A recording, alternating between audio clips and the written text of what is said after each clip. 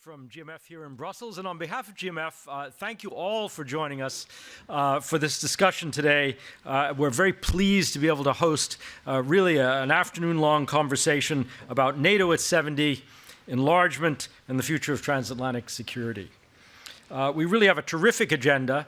As you'll see from it, it's in a sense looking back, but it's also very much looking forward. And we have some wonderful people who've joined us today to be part of this conversation. You'll see the two sessions, of course, but in between, we also have two very special items on our agenda. The NATO Secretary General, Jens Stoltenberg, will be with us to deliver some keynote remarks. And we will also have with us the Defense Minister of North Macedonia, Radmila Shekarinska, to give some remarks of her own as the sort of latest prospective member of the alliance. Let me just say before we start that not only is this issue obviously important for NATO, NATO's history, NATO's future, transatlantic security, our interests on both sides of the Atlantic, but if I can say it also has special significance for GMF. GMF's mission, very simply, is strengthening transatlantic cooperation, and we've been deeply immersed in NATO affairs for many, many years, especially on the issue of enlargement. Successive enlargements, in fact. And if I can say, this office here in Brussels, and my predecessor here, Ron Asmus, who many of you will have known, was extremely active in this debate, both when we were together at RAND many years ago, but then once he was here. And so we've been in a way a part of this. It's in our DNA, and it means that we're especially pleased to be able to host this event today and to underscore the importance of it into the future. Let me also say at the outset a very, very big thank you to our friends at NATO's Public Diplomacy Division. Thank you for your partnership in this, but also in many, many other things that we do together. We're really very, very grateful for that. We have a full agenda, so I'm not going to say really more, other than now just to welcome my colleague, my GMF colleague, Sudha David Wilp, who is a senior fellow and deputy director of our office in Berlin, and she will moderate our first panel. So, Sudha, please, it's all yours. Thank you. You can all come on up.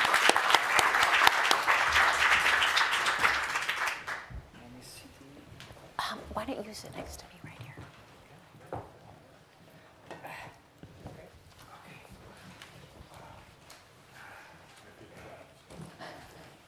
So good afternoon, everyone. My name is Sudha David Wilp. It's a pleasure to be here. It's a pleasure to see my colleagues here in Brussels, and I'd also like to thank the Public Diplomacy Department of NATO for your support of this event. As Ian mentioned before, I'm in charge of the looking back part of this conference for the NATO at 70. And for this session, we have a really esteemed panel of experts that were there at the time during NATO enlargement. To my right is Ambassador Shantovsky. He's currently the executive director of the Václav Havel Library in Prague.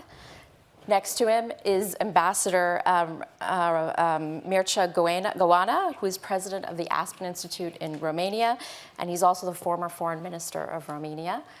And on my extreme right is Ambassador Rupel, is also the former foreign minister of Slovenia. So, gentlemen, it's a pleasure to have you with us. I am going to ask each of them sort of a broad softball question to allow them to give their remarks on why NATO enlargement was so important during the post-Cold War period. And then I'll turn it over to you to ask questions. So we'll start in chronological order. We'll start with Ambassador Shantovsky. So after the fall of the wall in 1989, basically a decade after your country was admitted into NATO.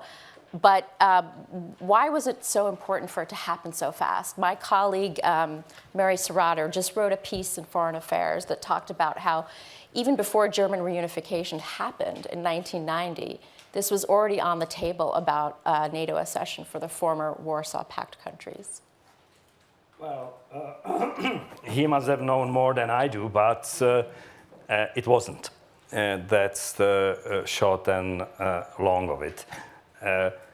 The enlargement of NATO has not happened immediately after 1989, and nor was it really envisaged to happen in the beginning.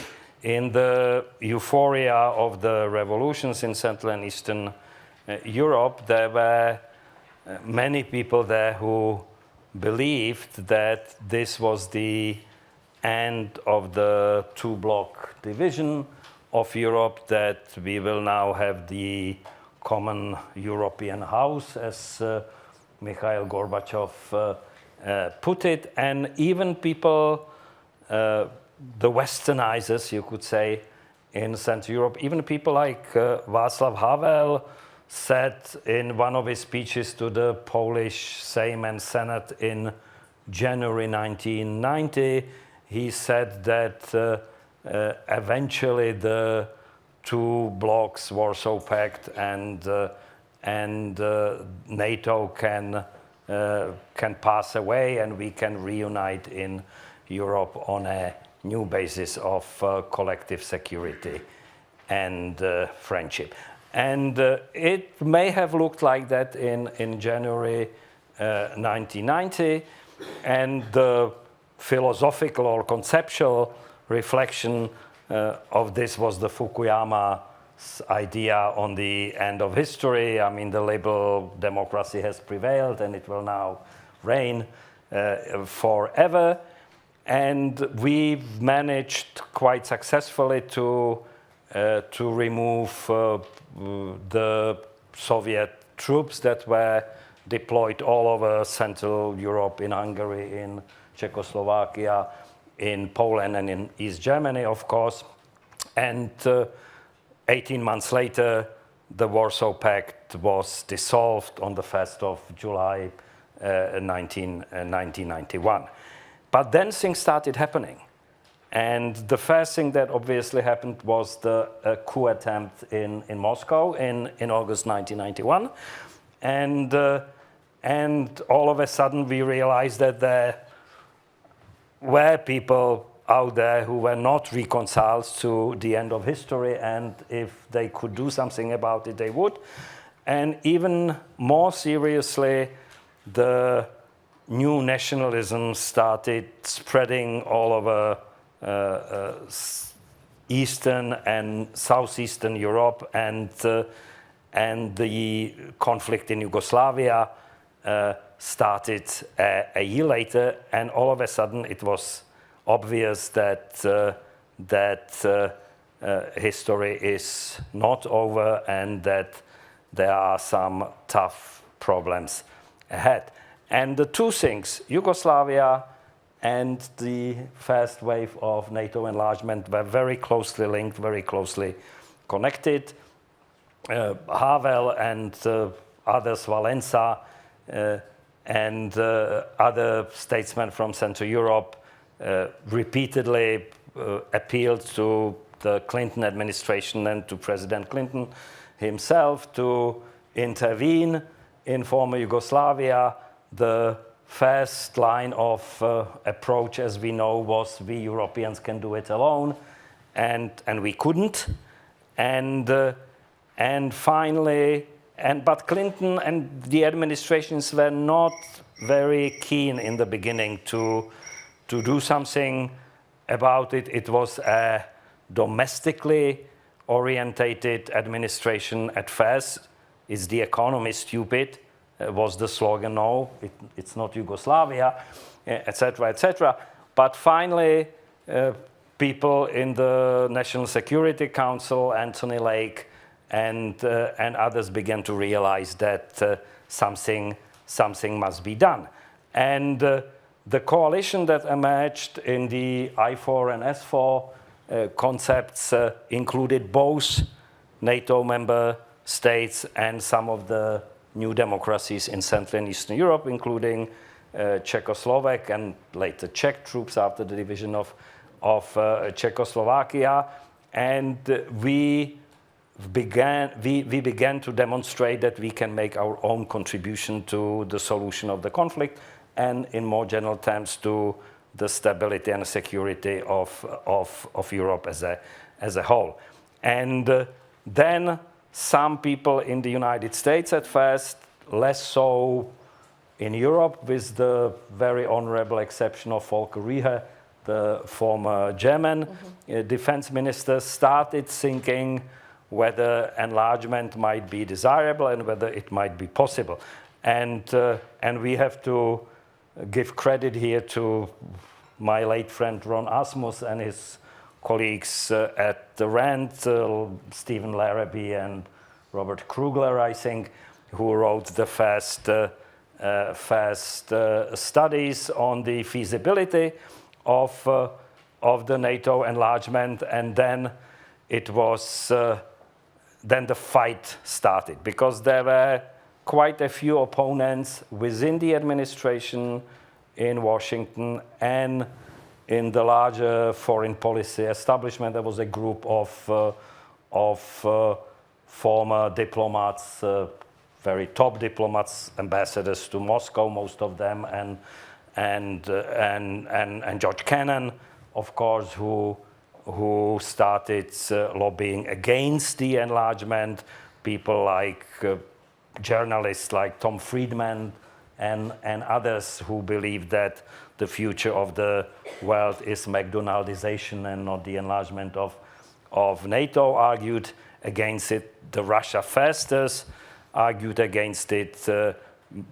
People in the State Department, including, I'm sorry to say, my friend Strobe Talbot, but that changed after Richard Holbrooke came in as Assistant Secretary of State. So slowly the balance shifted, and I must say, and it's not just because I do what I'm doing now.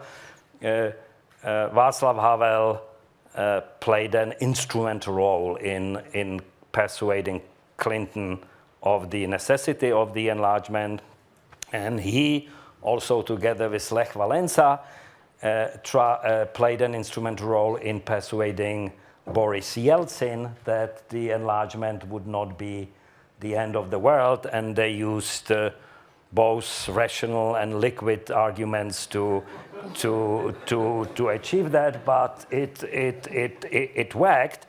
And when in January 1994, Bill Clinton came to Prague and gave the speech on NATO's future, he already said the question is not whether, but when.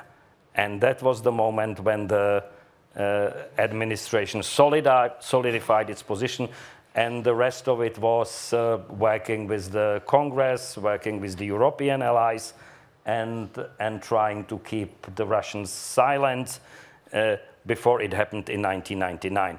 I must say, and I will soon end this, that Ron Asmus also played a critical role in the second wave of the NATO enlargement, because including the Baltic countries was sort of a neurologic issue with many people who were otherwise favorable to the enlargement, and again Ron organized a coalition that made it happen in 2002. And the last point I'm going to make is, and that's in retrospect, how unique this moment was, and how single an opportunity it was. After September 11, the window of opportunity started closing. And the Americans and others turned their attention elsewhere. The security threats became different for a time at least, etc., etc. And if we had missed that opportunity in the mid-90s, I personally believe we might still be trying to get in. Yeah, thank you, Ambassador, for that assessment. And it's true, because I think you pointed very, an accurate picture, because during that unipolar moment, even though there was tons of euphoria about the fall of the wall, there was a lot of hesitation about accession for those the Visegrad countries into NATO. But as you very well pointed out, I guess the second term of the Clinton administration allowed for more foreign policy wins. And You foreshadowed to the next period of enlargement, and we're really lucky to have Ambassador Rupel and Ambassador Gowana to talk about that next wave of NATO accession. And I guess I'll just go in order with Ambassador Gowana. In 1997, Secretary of State Madeleine Albright said that the purpose of enlargement was to do for Europe's East what NATO did 50 years ago for Europe's West, to integrate new democracies, eliminate old hatreds, provide confidence in economic recovery, and deter conflict. How do you think about that quote today? Has NATO succeeded with these goals with regard to Eastern Europe and Romania? Thank you very much. Thank you, Jan, for having the old guard, what they call the NATO mafia, reunited. The three of us were also serving as ambassadors in Washington, so we go back a long, long time, and I hope it will not be too boring for the young audience. But if we look to 2019, there are basically 3 anniversaries: the 70th anniversary of our alliance, 20 years since the Czech Republic, Poland, and Hungary joined in the first post-Cold War wave of enlargement. Then 7 countries came in.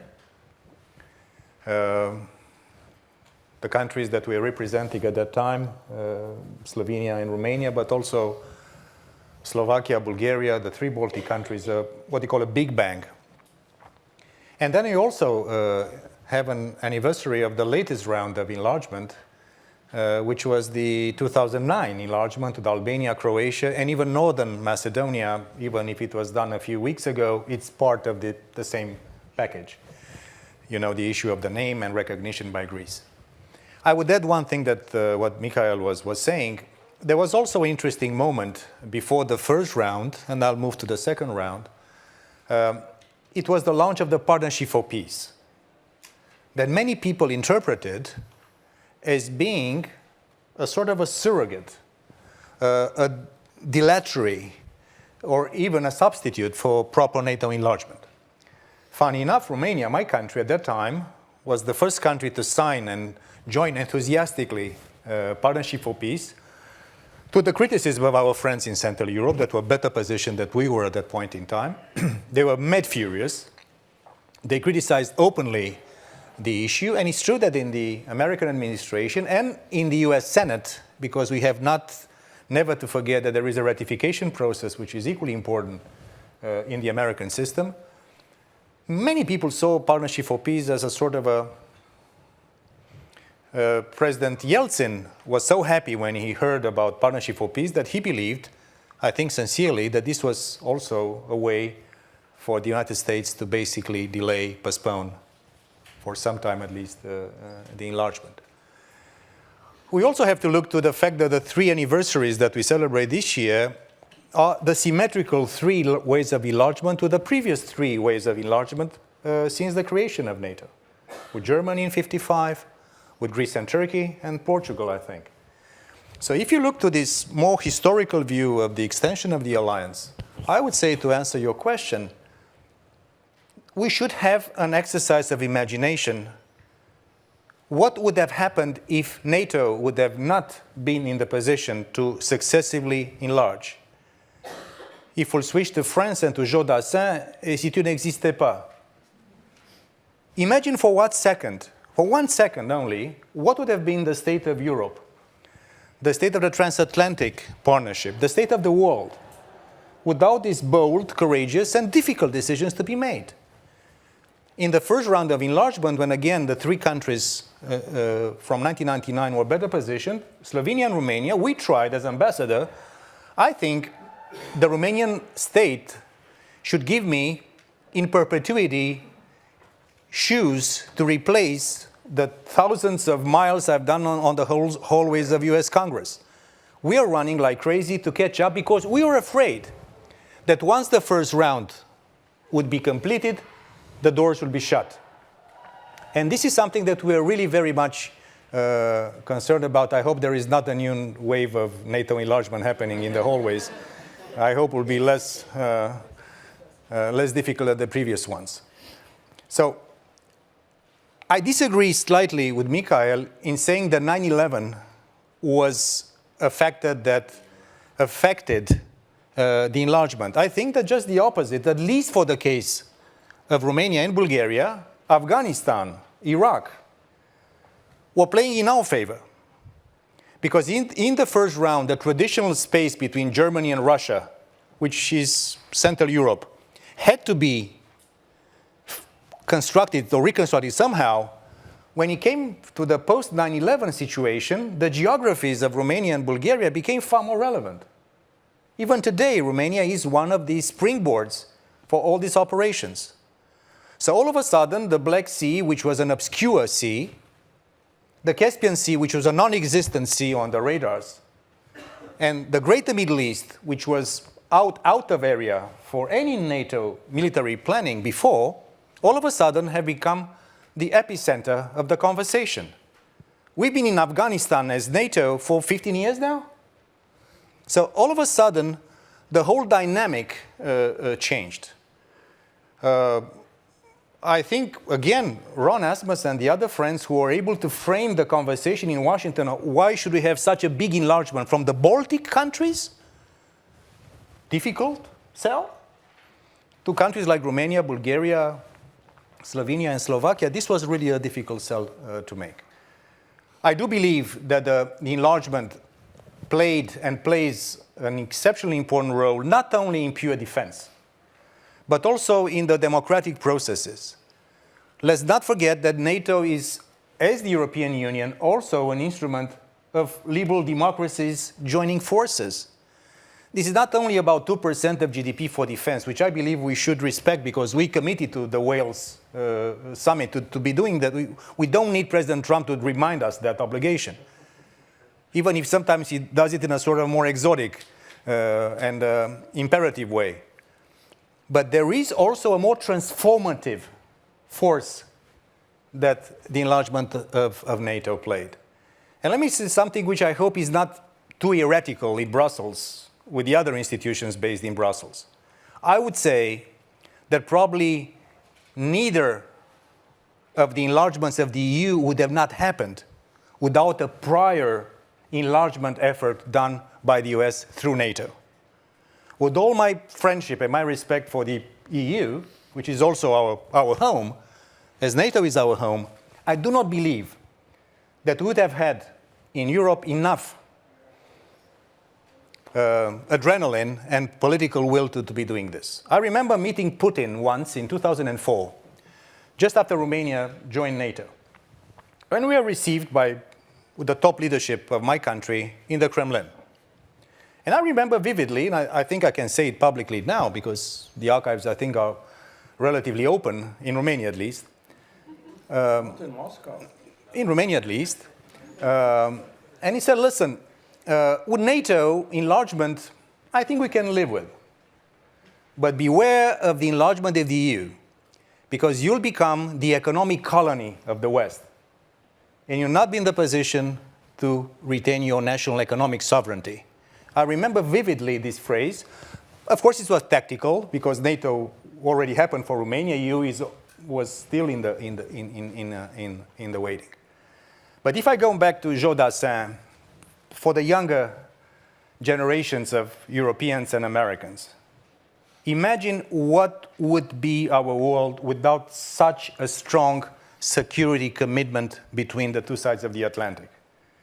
Of course, America is now preparing for the US-China world. And of course, there are questions about how NATO is adapted to play its role today. But I would say for Europe and for America, the weakening of the alliance is a self-defeating proposition. Should also not have, and I'll stop here, have the naivete to believe that things will return to the status quo ante. The world is changing.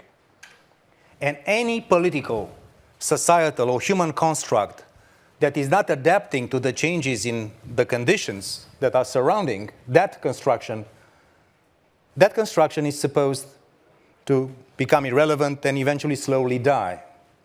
Speaking of foreign affairs, there are people that are already saying, Democrats of course, that the alliance is dead. It's not dead.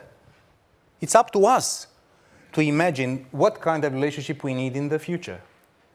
How can we also cope with the rise of China and the potential ganging up between Russia and China? I think people rule out this possibility too easily. There is a possibility for authoritarian states to join forces, not only to fight America and the still dominant force that America represents, but also to fight back what we believe is our model of society, which is liberal democracies and free markets and freedom. This is not our fight, our generation's fight. We fought a fight and we've done it well. And I'm proud that I'm part of this generation of people that have done something good for our nations and for Europe and for the alliance. But as we look into the anniversaries of 2019, we should imagine the future. Si tu n'existais pas, on devrait l'inventer. There is no alternative to the transatlantic tie.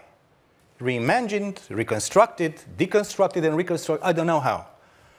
But I think there will be a huge, huge problem for all of us if we'll just, it's an obsolete, it's an antiquated, it's not relevant today. I think it will be more relevant tomorrow than it was yesterday when we started the enlargement process. Thank you. Ambassador Ruppel, both your colleagues talked about 9/11, and both of them mentioned the system of values that NATO sets forth. Your country became a member in 2004 after this historical marker of 9/11, when Article 5 was first invoked, and the only time it was invoked. What does Article 5 mean for a small country like Slovenia in the NATO alliance when it comes to values? Well, I would like to thank you and German Marshall Fund for the invitation. I'm very glad to be here, and I like the company as well. Now, as far as Slovenia is concerned, the first round, or the beginning of our relationship to NATO started a little earlier than the Czech and the Polish and the Hungarian one. What I'm trying to say is that in February 1991, one colleague of mine, it was the first democratic government, and it was still Yugoslavia, the first democratic government of Slovenia within Socialist Republic of Yugoslavia. We traveled to Brussels, February 1991, to see a representative of NATO. We thought that of course NATO could help us with resolving the Yugoslav crisis. The crisis was approaching more or less, and we believed that NATO could help us in some way. Of course, the NATO representative, the name is John Kreindler, who is now associated with German Marshall Fund, I believe. Now, he received my colleague and myself at home, because it was a little embarrassing for NATO to receive a country that wasn't really a country that wanted to secede, and so on and so on. But we had a good conversation and went home a little more, I would say, a little more, comforted, better mood. Now, then, in May 1991, we went to see Boris Yeltsin. The Prime Minister of Slovenia and myself went to see Boris Yeltsin. Of course, we were very, very uneasy about the position of Soviet Union regarding the Yugoslav crisis. And we sort of questioned Boris Yeltsin what will happen and how Soviet Union would behave. And then he said, it was May 1991, Boris Yeltsin said, well, Soviet Union will fall apart. Now, this was this was a very relaxing and comforting sentence that we heard. And we returned to Slovenia again, fortified by this statement. But then, before Yugoslav army attacked Slovenia, a few days before that, the American Secretary of State Baker came to Belgrade, and he was extremely tough. And he said, you should never disintegrate. Yugoslavia should be kept as a whole. You should never think of seceding Yugoslavia, because if Yugoslavia falls apart, then Soviet Union might fall apart. But we already knew that Soviet Union would fall apart. So we are not as worried as otherwise we would be worried. So then, of course, the Yugoslav crisis happened, and Slovenia didn't really ask for much assistance from NATO. Our requests were more directed towards the European Union. And indeed, European Union resolved the Yugoslav crisis, the first chapter of the Yugoslav crisis, at Brioni. That was July 1991. Well, of course, there were some conditions and so on, but later that year, 1991, Slovenia and Croatia became independent countries, and the story continued. Then, after a year or two, I was sent to Washington as ambassador, where I met my friend Mircea Joana and Sasha Vondra and well, the whole NATO. Geza. Sorry? Geza Jasinski. I'm sorry? Geza. Geza. Well, Geza came a little later. Yeah. But anyway, this was the original, or not original. It was the NATO company. Now I was very much sorry and I would say disappointed about the outcome of the 1997 Madrid summit. In 1997, NATO said no to Slovenia and to Romania, and they only took Czech Republic, Hungary, and Poland.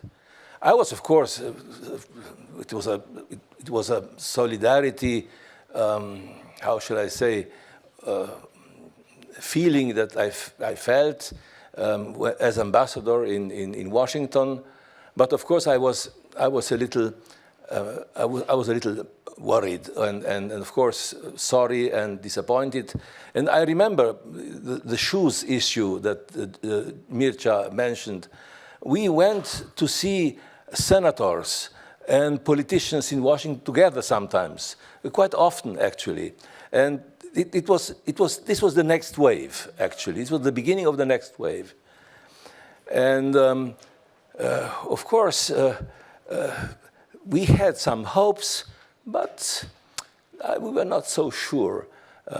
Indeed, what Mircea has said, the door of NATO looked as closing.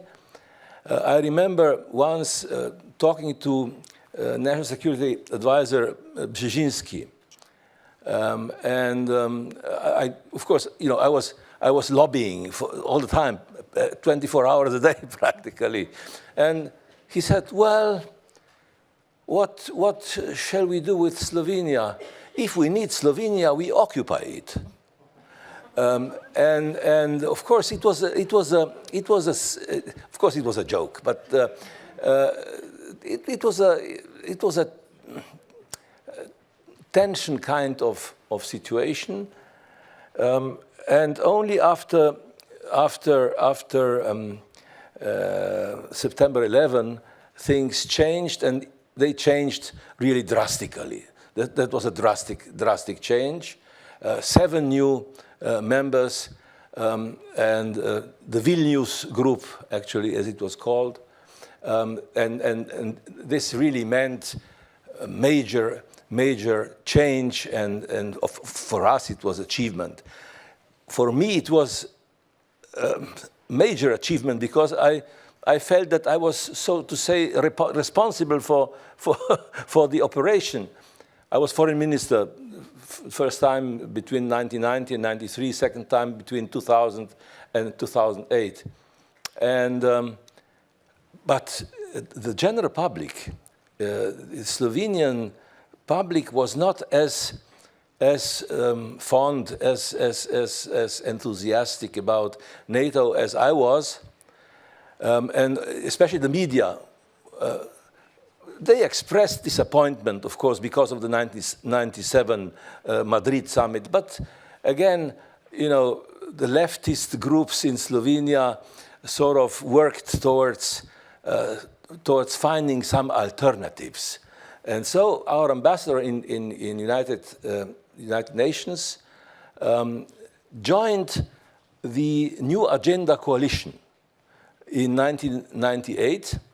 And then I assisted, I witnessed a very tough dialogue between my prime minister and the ambassador to United Nations, because the ambassador said, this is wonderful, this is much better than NATO.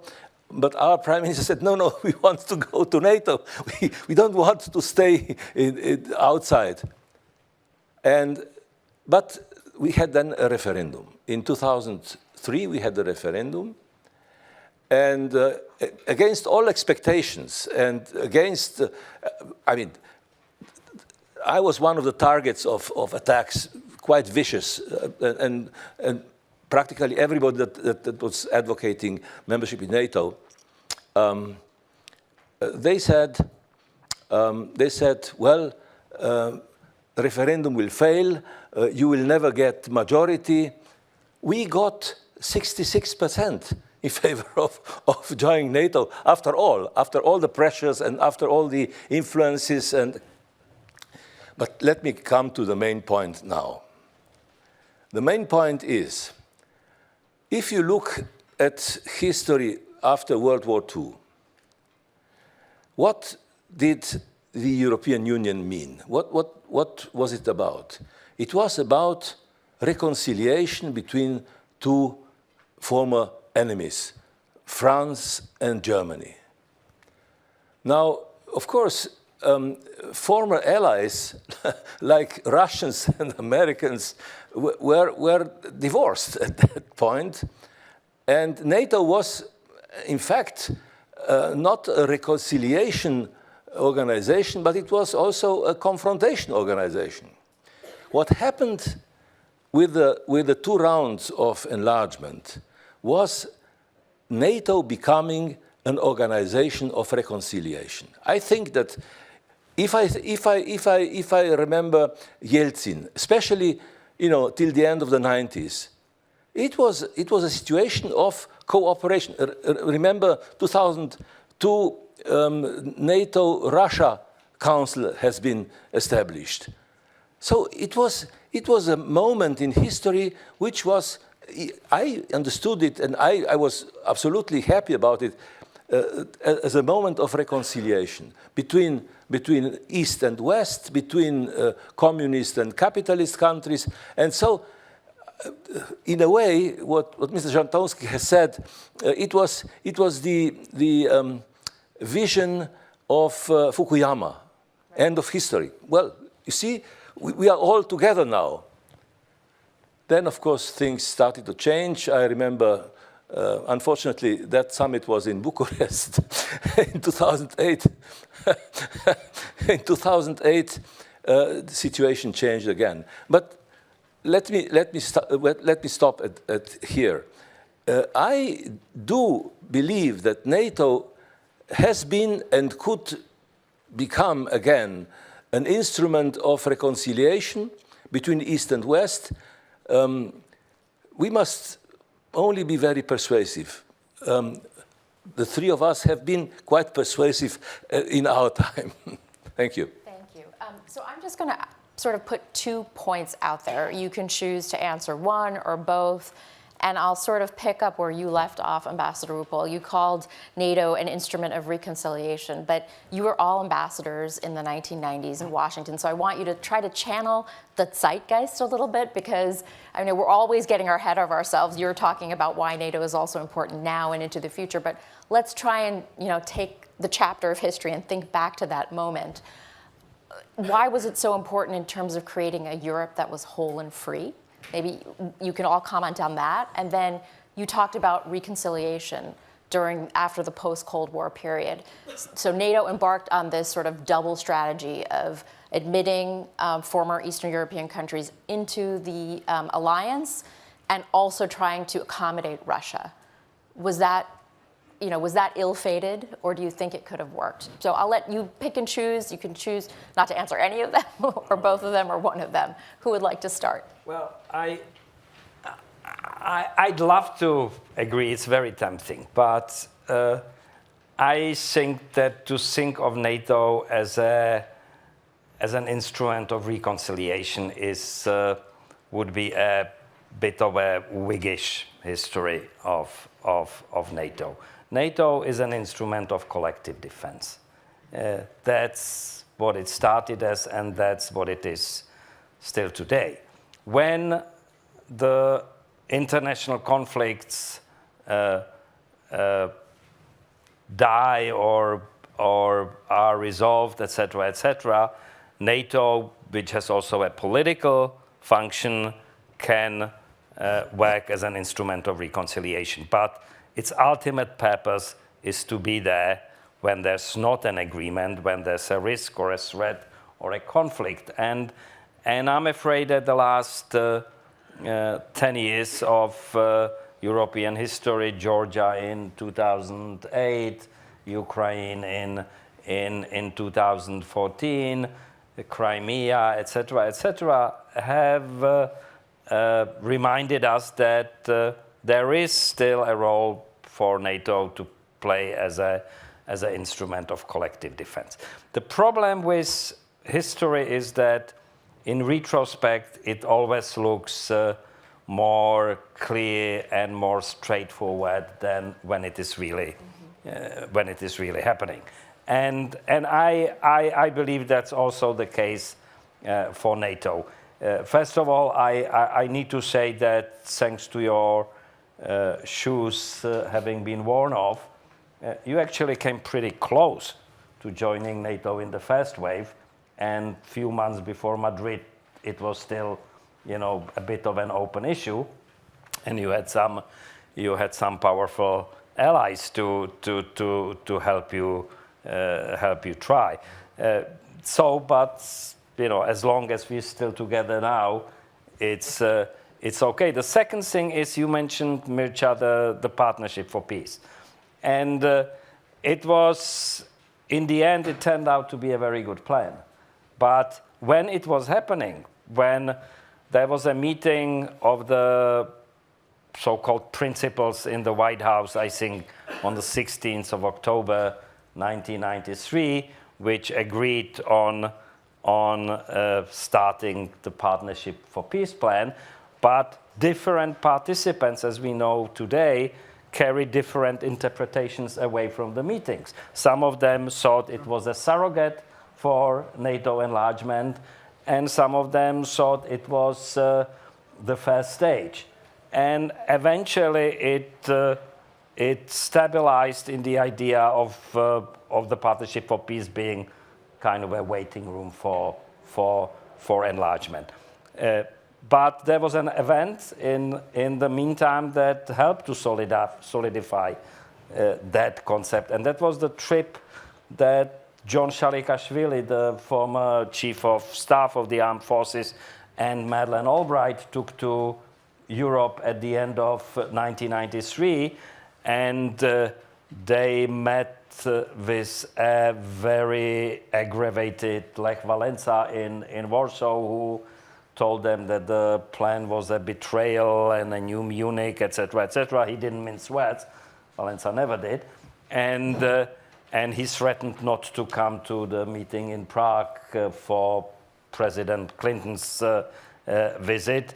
Havel played a little more diplomatic role in this, but Madeleine, she was in Prague over last weekend, and we discussed that, and she said, yes, we came back from that trip with the advice for the president to say something definite about NATO being enlarged. And this is what he did when he came in January. But there is the counterfactual history here that could have been otherwise if other people prevailed. And we have a slight disagreement here about September the 11th, and I understand your point, and it's a valid point, but in terms of chronology, by the time Iraq was invaded, the second wave of enlargement was done. I mean, it was the summit of NATO in 2002 in Prague that decided on it, and there was no going back. And at the same time, it is true that when September 11 happened, the Bush administration did not think of NATO as the first tool of choice, although NATO invoked Article 5 on that occasion. Please, Ambassador.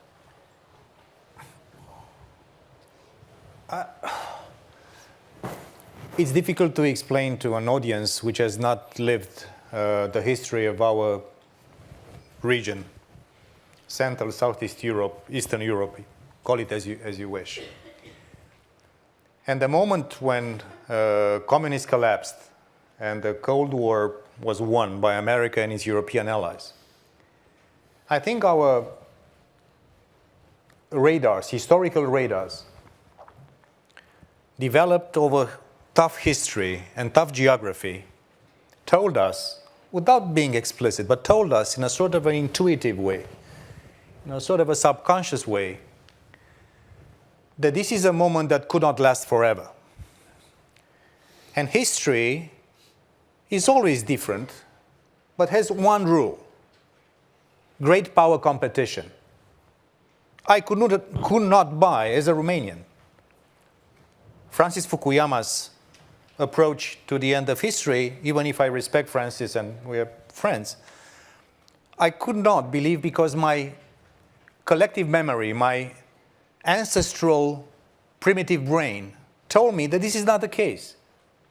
We knew that there is a limited period of historical time where we should try to address not only our security issues, because NATO indeed is a collective defense organization, but also our historical lost time. And for countries like Romania and Southeast Europe, a slight difference from Central Europe, that we lost even more precious historical time over centuries. We had to catch up. I was, and we are still as a country, and our neighbors to our south and to our east, into the situation to had not been going through Enlightenment. We had no Renaissance. Early capitalism and modern democracy that Czechoslovakia witnessed between the two world wars in my region, in our region, was basically a joke. We knew that this is our time. We have to grab that chance. It comes once in a lifetime, not our lifetime, in the lifetime of a nation. It was a matter of historic imperative. It was not a tactical choice. And I have to say now, looking at the ascent of China and how things are unraveling and recomposing in the world, it's not even about Russia. It's not only about Russia, even if Russia still continues to be a dominant factor and now a malign actor in the proper sense of the term. What I think we made a mistake, all of us, in Washington, in Brussels, in Berlin, in Paris, in Bucharest, everywhere, that we thought that the alliance could really be transformed into something that Dmitry was alluding to, that the alliance would shift its main mission from collective defense to collective security, which is a different concept. And Jamie's here, and you know how much we were trying to think about this, Jamie, with the strategic concepts of NATO, how we're struggling to mingle with these conflicting theories. But at the same time, what we have not done, which was done during the Cold War with Western Europe, the infrastructures of military mobility, of logistics, of refuelment, the Article 5 minimum conditions were not put in place into the newcomers of the 3 successive rounds of enlargement. And we have to say, because we are between friends and there's no media around, that the NATO exercises of last year, I'm joking, of last year proved how insufficient, how precarious, and how difficult to sustain are our lines of communication and transportation and infrastructures. And I think we have to address this. Of course, if you look to the European Union Connecting Europe facility, there is some language about dual use and having bridges and roads and border crossing points that can sustain military mobility and logistics. So I believe that we also plan for fine weather. When you come from my geography, we cannot never ever have the luxury to plan only for fine weather. Fine weather is a scarce commodity in history. This is the only thing I know. The rest, who's going to play, who's going to do, how large, how big the waves will be. Speaking of the first round, France, President Chirac was pushing for Romania and Slovenia very hard. It was Germany that opposed this thing. And the Clinton administration said, okay, if you do not agree. It was for the first time at the NATO summit in Bucharest that Dimitri was alluding to, for the first time when an American president, President G.W. Bush, was pressing for membership action plans for Georgia and Ukraine, and European allies, the Western European allies, turned, for the first time in the history of the alliance, the American president down with an explicit request. And of course, Poland and Romania were not big enough and influential enough to change the game. And then we've seen, of course, the other things, Georgia 2008, Crimea, and the whole thing. So what I'm just trying to say to our Western European friends and to American friends and Canadian friends, history is always about big power competition and the competition of ideas. And if there is something interesting and useful about NATO and European Union, that we are still commanding the heights, not only of military power or GDP, but there is also about the values and the ideas behind this. And for the ones who have not lived through communism as we did, and for the older generations of Western Europeans who have not lived Second World War, so there's no reference to the young generation. As I'm telling my son, son, you should be very careful with the kind of lifestyle you have. Why, Dad? Because when I was young, in communist Romania, we have to line up for hours for rationed food. 12 eggs per month and 1 kilo of flour per month. And in a very genuine and candid way, Alex, my son, says, Dad, why did you move to another store? Well, they have those things. Couldn't understand the concept of rationing of anything. So probably these moments of tension, these moments not only to Russia, but also the rise of China, the whole world unraveling, could be and should be a wake-up call for all of us. It's not for granted. Global supremacy is not for granted for any great nation. Unless you fight, you have allies, and you have something that unites you. Okay. I think we should get to the audience very quickly. I just want to ask Ambassador Rupel and Ambassador Shantovsky one quick question. You can answer it yes or no or in one sentence. Do you agree? Do you think it was clear to your countries that NATO was about defense and about contributions back then when you made the membership? Very quickly, one sentence, each of you.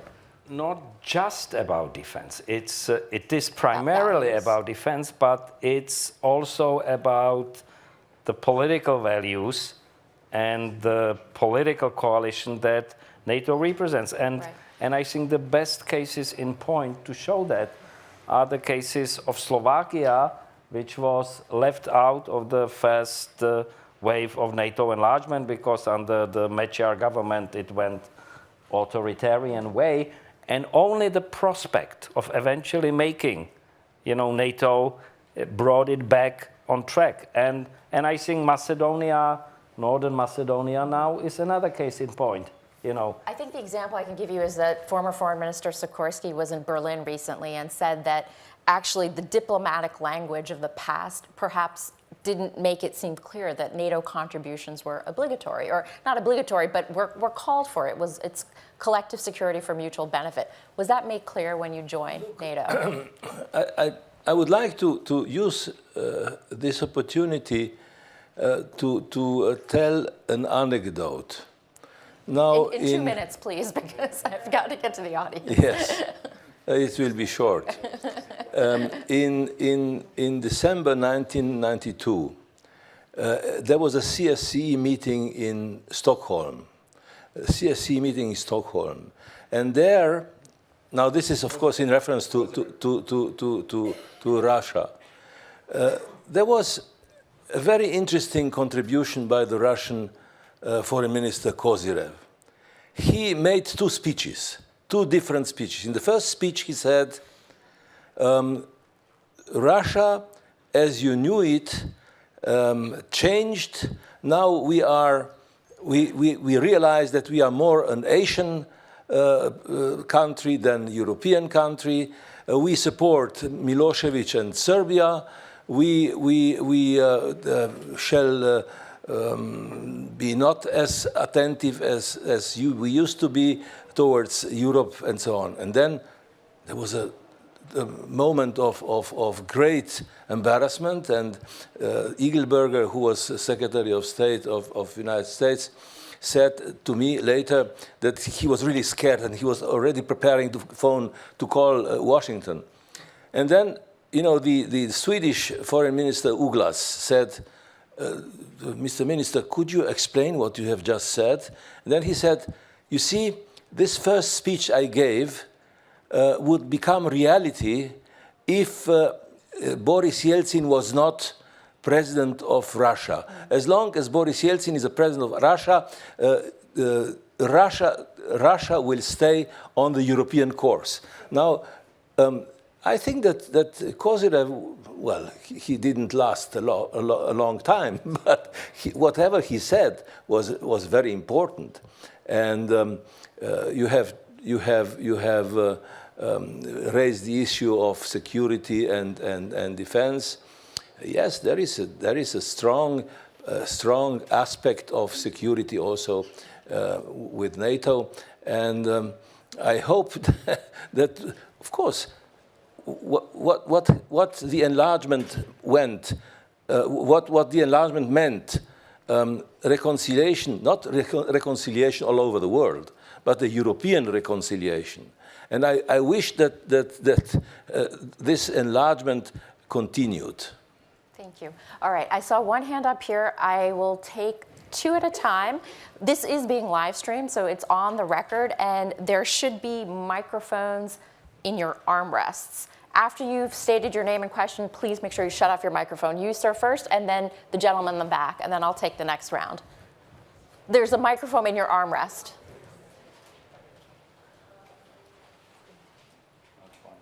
Do you want to state your question first before, or do you have it there?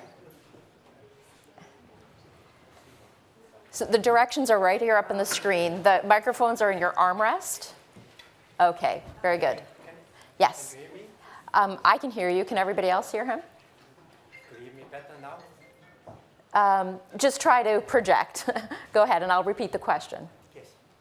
Some say that Putin would not have become so aggressively and first introduced. Jacob Fischer, I'm a former civil servant at the Council of the European Union, worked there 40 years. Some critics say that Putin would not have become so aggressively anti-Western if we had not enlarged to the former Soviet republics, the Eastern Baltic states. Others say that even if we had behaved in a perfect way, he would have become so aggressive and anti-Western. What are your views on this? Okay, thank you. Thank you. Well, I'll take the gentleman right there.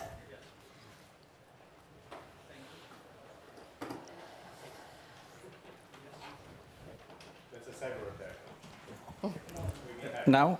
Okay, my name is George Zavos. I'm a former member of the European Parliament, especially back in the 90s, a member also with the European Parliament and Duma, so I'm a little bit of that. And then as the first European Commission ambassador in Bratislava, during the major years, when I had to announce a day before NATO, I had to announce that day before NATO that Slovakia is excluded, for negotiations from the EU. The day after came the American ambassador. So my question is, given your great experience in the area, and looking back the last 30 years, are you happy with the security architecture prevailing right now on the European continent? And the second question is that at that time there was an understanding that NATO would also expand to include Ukraine and eventually other countries? Okay. Thank you. One more question from this woman right here, and then we'll go to the panel. Thank you. My name is Edith Herzog. I'm also a former MEP. I'd like to make a very small comment and then one question. That time, in 1990, in the beginning of 1990s, I was working as a manager for the multinational companies, and I remember that in our SWOT analysis, the country which we were targeting, the first question we raised, is it safe enough to go there? And being a NATO member was the very first attempt that, yes, this is something we can go. So NATO played a huge role, not only in the democratic changes, but also in the economic changes, bringing the market economy in the early stage to the NATO countries, or the countries where the security was reduced, and it was a kind of reduction through the institutional changes. My question is to those gentlemen who reminded me for many, many memories. You all talked about the challenge and about the opportunity. So how would you see the challenge and the opportunity today for Europe? And what do you think of the European cooperation now in terms of defense? Do you see it as an opportunity, as a challenge? What would be your intuition, your historical tribal mind to say, as Mircea asked this question? Thank you. So question 2 and 3, perhaps we can consolidate a little bit, but if all of you would like to comment on the first question about Putin, I mean, sort of like, damned if you do, damned if you don't. Enlargement, did it make a difference, or would it have not mattered? There are various opinions on the subject, and I have a quite strong opinion, but I'm maybe not in the majority on this. But I have not really seen, and I think we have not really seen, signs of Putin's aggressiveness or hostility. He was certainly not very friendly, but there was no, in Russian, in KGB, they would say there were no active measures taken against NATO, etc., etc. Even with the first round, he was not the president yet, and with the second round of NATO enlargement, he was preoccupied with domestic things, with Chechnya, etc., etc. What changed the course was Georgia, and then Ukraine, and there were two stages of it. The Georgian operation was a deterrent move on his part. We will block you, and you will go no further. But the removal of Yanukovych in Kiev, I think, was the ultimate casus belli for Putin, because he may have felt that it's my turn next if I don't do something about it. And only since that time is Russia not only containing or deterring in its own thinking the NATO's enlargement, or it is doing something against it. So that's my answer to the first question. Maybe we'll ask them too before we get to the We will second ask part. them Do you too. agree with that turning point? Ukraine the turning point? I think it's always difficult to reconstruct history, but the fundamental question is if America, because America won the Cold War in the end, the treatment of a defeated nation, which was the USSR, should have done in a sort of a German-Japanese way, like at the end of the Second World War, or differently. And of course, because Cold War was not a hot war, the treatment of a huge country like the Soviet Union and then Russia after the collapse of the Soviet Union would have not been done, possibly speaking, politically speaking, economically speaking, in cultural terms, in political terms, differently than what we did. So I think it was only a matter of time, with or without Georgia, with or without Ukraine, which were, of course, were red lines which Putin believed were crossed. But I think that sooner or later, the natural temptation of a former superpower and still a great country, like Russia, to occupy its role in global affairs would have come anyways. So my answer is that I think that there were basically factors that precipitated the current tensions, but those tensions were inevitable because the difference of structure of the political construction between the West and Russia. And this is something which cannot be reconciled as long as we live in different systems. Ambassador Rupel, your interlocutor, the anecdote you told us, I mean, he seemed to say that it was the persona of Putin that changed the dynamic, or would change the dynamic. Well, let me answer the other question, which was about European architecture, security architecture, European army or European unity, yes. Relationship to the United States and so on. Now, I think, of course, that to put the United States into brackets, to design European defense without NATO, without United States of America would be a grave mistake. And I don't think that European Union, as it is capable of really doing whatever United States and NATO as a whole is capable of doing. Now, but there is another point which I find extremely important. If we look at history, we are celebrating now 100 years of Versailles, right? Now, in Versailles, a major mistake has been made, that the defeated nation was imposed such reparations and so on, that this led to internal turmoil in Germany and actually led to World War II. Now, we are actually now considering the how shall I say, the foundation, the value foundation of European life and, well, European institutions. Now, if I remember correctly, if I'm not completely wrong, you know, the European foundation, value foundation, is reconciliation between former enemies. Now, we should try to develop this notion and not repeat the mistakes that have been made in Versailles 100 years ago. Now, we are now in a different situation. We should be, I would say, more tolerant.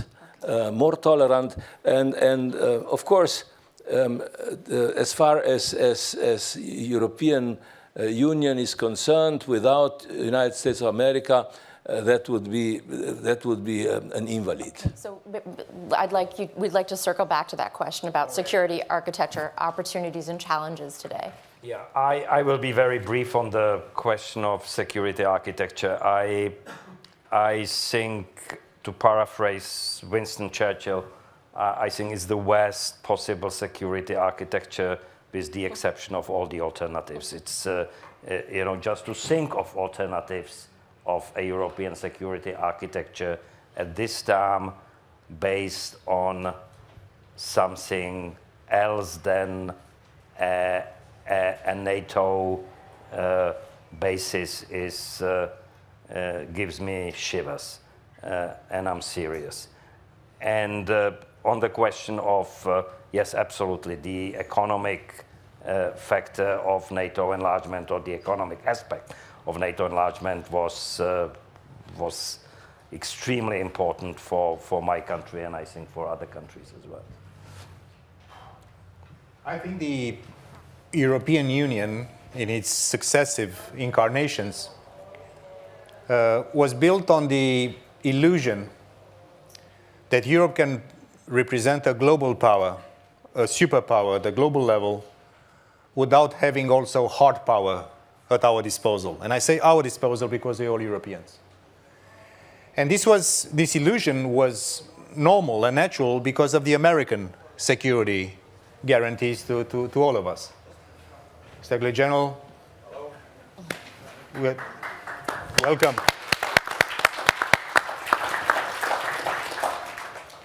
I think, Jan, this was perfect choreography, because I was about to say about Europe without NATO is an illusion when the SecGen came in.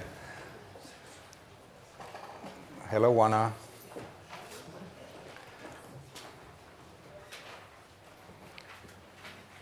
So to wrap up our session, because the SecGen is here, we had the luxury as Europeans, including us, the newcomers into NATO in the last 20, 15, 10 years, to take security for granted. And security is not for granted. And the moment, God forbid, we would be in the situation to witness a severe deterioration of the transatlantic relationships, I think at that moment, Europe and all of us will be in huge problem. Imagine just one scenario, that this idea which is percolating for the US to start charging 50 plus on top of the cost of the American military presence all over the world would become a reality. 35,000 troops in Germany, 7 or 9 in Italy, I don't know how many in the UK, 600 in our region. I would like also the European leaders that for good reasons are trying to imagine a European stronger component for defense.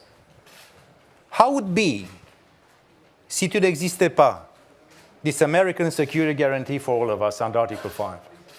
How would we cope in realistic terms, in defense terms, in nuclear terms, in nuclear deterrence terms, with huge superpowers that do possess that kind of strength?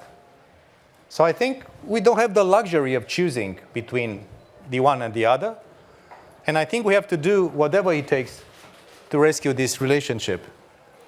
And if you look to the Franco-German dimension and the discussion between President Macron and the manifesto and the SecGen of CDU-CSU, my goodness. It's a Chinese delegation, I think. They come in such large numbers, you know. Yeah. And I think our seats are gone after. I know. Occupy Wall Street, that's Okay. what we do now. Would you like to finish the last? Yeah, we'll check. Yeah. So I think as a conclusion, because we have to get to the real portion of the menu, and we are really anticipating Secretary General's intervention in a few minutes from now. As veterans of enlargements, and as people have tried to do our best to put our generation of Europeans and Americans and Canadians in peace, in security, and in freedom, there is absolutely no logical substitute to our alliance. There is no desirable outcome other than trying to mend fences with the Americans and try to do our part as Europeans. And I think these smaller countries represented on this podium here, we have a role to play. Not because we are huge, not because of even 2% of GDP that Romania, at least I'm convinced, is meeting. It's not enough. It's small portions. But the power of example is important. The determination to rescue the faith of the Western world as a civilization is at stake. It's not the mood of one president or the mood of one prime minister or in front of European elections or national election campaigns. It's about rescuing our freedom.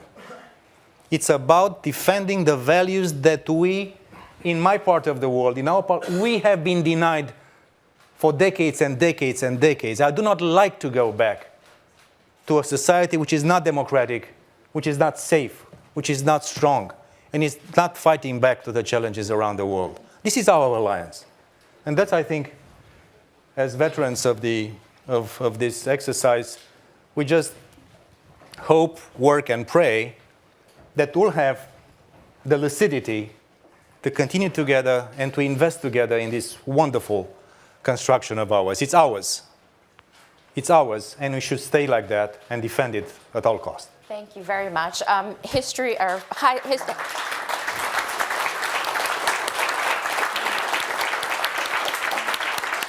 Hindsight is 2020, and we were really lucky to have eyewitnesses like you to talk about a look back into NATO enlargement. I'd like to now hand the floor over to my colleague, Ian Lesser. The floor is yours, Ian.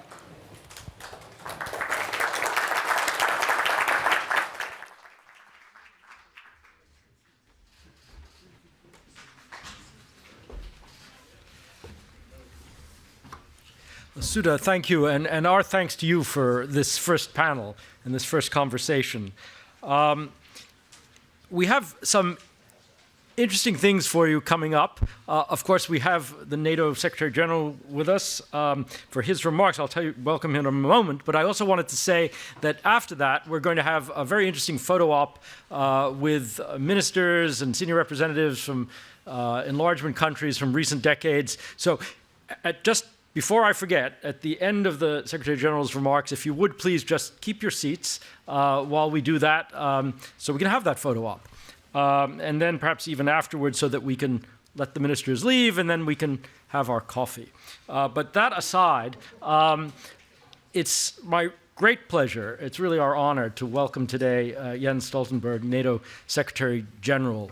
The Secretary General has been with us on many occasions before. We're always pleased to work with NATO. This is a particularly important event for us and a very meaningful one, as I said earlier, for GMF. Mr. Secretary General, we know you have an important visit to Washington coming up. Lots of things will be on the agenda. We also know that you've really been at the forefront of keeping NATO's open door policy, well, at the forefront of NATO strategy. And so we're particularly honored and pleased that you're here with us today. Thank you for taking the time. We look forward to your remarks. The floor is yours. Thank you.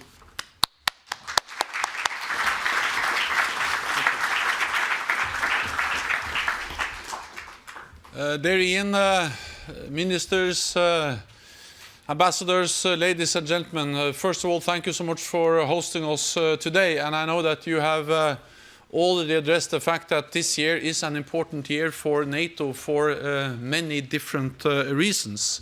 12 allies are celebrating the fact that they have joined the alliance. We are also welcoming this year the new member, the Republic of North Macedonia, as a member of the alliance. And North Macedonia already participates in NATO meetings as an invitee.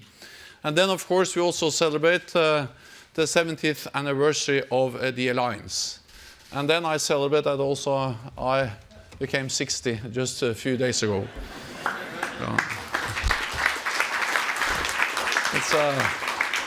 It's actually nothing to celebrate. It's serious matters. But there actually one more thing, and that is that last year, or no, back in 2017, we marked the fact that in 1947 we marked that it was 70 years since the Marshall Plan created in 1947. And this plan was a bold plan and a bold vision to rebuild Europe and to strengthen the transatlantic partnership. It paved the way for institutions like NATO, which have underpinned the transatlantic security and prosperity ever since. The GMF was also instrumental in driving the debate on enlargement and continues to encourage cooperation and innovation. So this is really an ideal place to mark all these anniversaries. And let me just highlight that the GMF was and has been extremely important in driving the enlargement agenda. And many of you will remember that enlargement was not obvious. It was actually quite controversial in the 1990s. Many allies were a bit reluctant, uncertain, and it was in no way given that, NATO would embark on such a huge undertaking and to really open its door and go from 16 members to today almost 30 members of the alliance. And many of you sitting in this audience have played a key role, instrumental part of making that happen, and I thank you for doing exactly that. For most of Europe's history, conflict was our constant companion. The last 70 years have been the exception, and we should not take peace for granted. In 1949, our founding fathers had the vision not just to create NATO, but also to keep the alliance's door open. Open to any European nation willing to promote NATO's values and able to contribute to our shared security. NATO enlargement is not a provocation. And I say that because sometimes we hear that the fact that NATO has enlarged is a provocation against others. It's not a provocation, it is a result of independent sovereign decisions by independent sovereign nations. And we should never accept that when independent sovereign nations make independent and sovereign decisions, that's a provocation against anyone else. If we accept that, we actually accept the whole idea of spheres of influence. That the big countries have the right to decide what other neighbors, smaller nations can do. And I say that also very much as a Norwegian, because if anyone back in 1949 have asked Josef Stalin whether he liked or disliked that Norway joined NATO, of course, he would have said, I disliked it. Actually, he didn't only, the Soviet Union was of the clear opinion that they didn't like a neighbor as Norway to join the alliance. But it is a fundamental right of every nation to decide its own path, and NATO enlargement has been a great demonstration of that sovereign right to decide your own path. Therefore, NATO respects the right of every sovereign nation to decide their own destiny without force and without interference, whether they decide to join NATO or they decide to not join NATO. We believe in a world without spheres of influence. Coming from a small country like Norway, as I just said, this is a fundamental and important principle. In 1989, that was the year when Europe was utterly transformed. It was the most striking change in the Euro-Atlantic area in our generation. With communism losing its grip and the ideals of democracy and free market economy taking a hold. With nuclear disarmament promising to end a costly and dangerous arms race, and cooperation replacing confrontation. Change came through peaceful protests, through popular movements, and through the bravery of countless men and women. But change also involved hard choices and hard work. To implement difficult reforms and put aside old disputes with neighbors. To invest in a better future for every citizen. To join a family where these countries felt they have always belonged. NATO's door and the enlargement of the European Union have helped spread freedom and democracy and human rights. And we must continue to work hard every day to uphold those values. Let us remember that the alliance do not stand in the way of strong and independent nations. NATO exists precisely to ensure the freedom and prosperity in which sovereign countries and peoples can thrive. Today, I'm happy to join you in celebrating 20 years since the Czech Republic, Hungary and Poland joined NATO.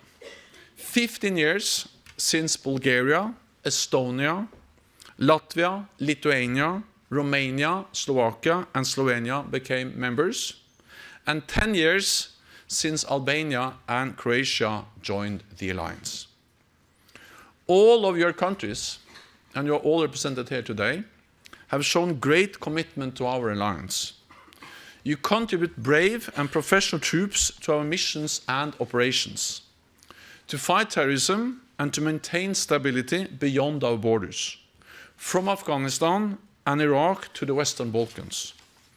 You shore up the eastern part of our alliance, from the Baltic to the Black Sea, hosting and contributing to NATO multinational forces. And many of you lead by example when it comes to burden sharing within our alliance, already investing 2% of your GDP in defense. And let me just remind you of the fact that when we made the Defense Investment Pledge back in 2014, that was after years of cutting defense spending across the alliance in Europe, and also Canada had reduced defense spending over several years.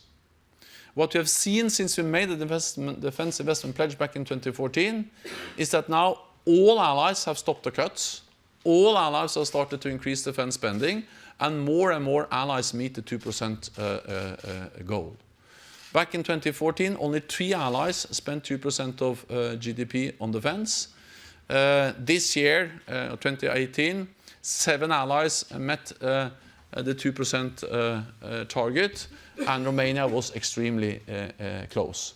The majority of NATO allies have put forward plans, national plans, on how to reach the 2% target. So we have really started to move. Allies are investing more in defense, and just since 2016, European allies and Canada have added 41 billion extra US dollars, and we expect that number to be 41 billion more US dollars since 2016, and we expect that number to be 100 billion extra US dollars for defense by the end of next year. So, and not least, those who have joined the last 20 years, the last 2 decades, have contributed to the increase in defense spending among European allies. So we thank you for all your contributions. We thank you for your contributions to our shared security, to our collective defense, and to many NATO missions and operations. NATO's open door policy serves both our values and our interests. It is a positive driver for reform. It extends our shared area of peace and stability, and it enriches our alliance with new voices, new experiences, and new capabilities. Since 1989, NATO has almost doubled in size, from 16 members during the Cold War to soon 30 friends and allies. During my tenure, I was proud to welcome Montenegro in 2017. And I was just as proud when we signed the accession protocol with the Republic of North Macedonia this February. This was possible because of the historic agreement between Athens and Skopje on the name issue, which ended almost 3 decades of dispute and promises greater stability and prosperity for the whole region. NATO's door remains open. We continue to work with the 3 aspirant countries, Bosnia and Herzegovina, Georgia and Ukraine, to bring them closer. This year of anniversaries is cause for celebration. At the same time, we cannot be complacent. We cannot squander the hard-won gains of those who have came before us. They knew that history does not just happen, but that it takes courage and conviction to shape our world and defend our values. Today, in 2019, just as in 1949 and in 1989, NATO is adapting to a more complex and unpredictable world. This is what has made us the most successful alliance in history. Faced with the greatest security challenges in a generation, we are increasing the readiness of forces, investing more in our collective defense, and modernizing our alliance. We are doing more together with more partners in more places than ever before. And that's actually a paradox, because what we see now is that questions are raised about the strength of the transatlantic partnership on both sides of the Atlantic.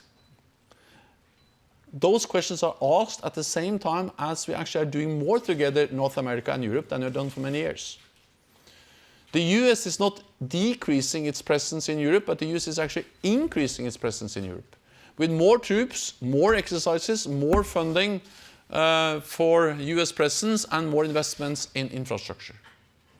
We are doing more together with the battle groups in the Baltic countries, with the increased presence in the Black Sea region, adapting and strengthening the command structure, spending more and exercising more. And European allies are stepping up. So the reality is that we are actually strengthening the transatlantic bond when it comes to security and defense. We are doing more together, and actions speaks louder than words. So we see the strength of the alliance just in times where we need a strong transatlantic bond to respond to a more unpredictable and uncertain world. So while the world around us has changed dramatically, our commitment to protect and defend one another has not. NATO remains both an anchor of stability and a beacon of hope. Thank you so much.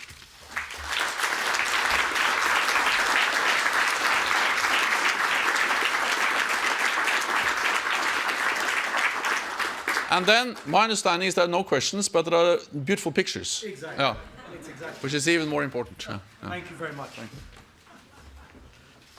If you would just keep your seats, and we'll get all the logistics going up here for our ministers and our senior representatives. So I invite you all up here, please. Please, yes, thank you.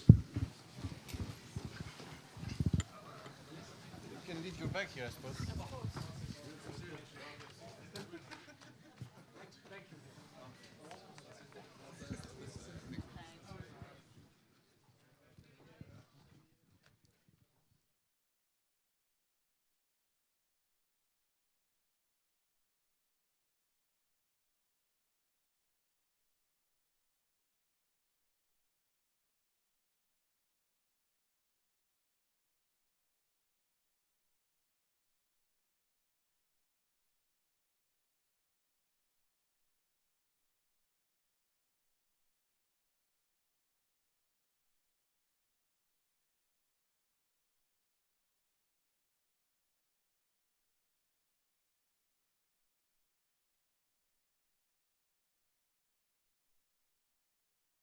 Ladies and gentlemen, please keep your seats for a moment, and then we will have a short 15-minute coffee break and reconvene. Thank you so much.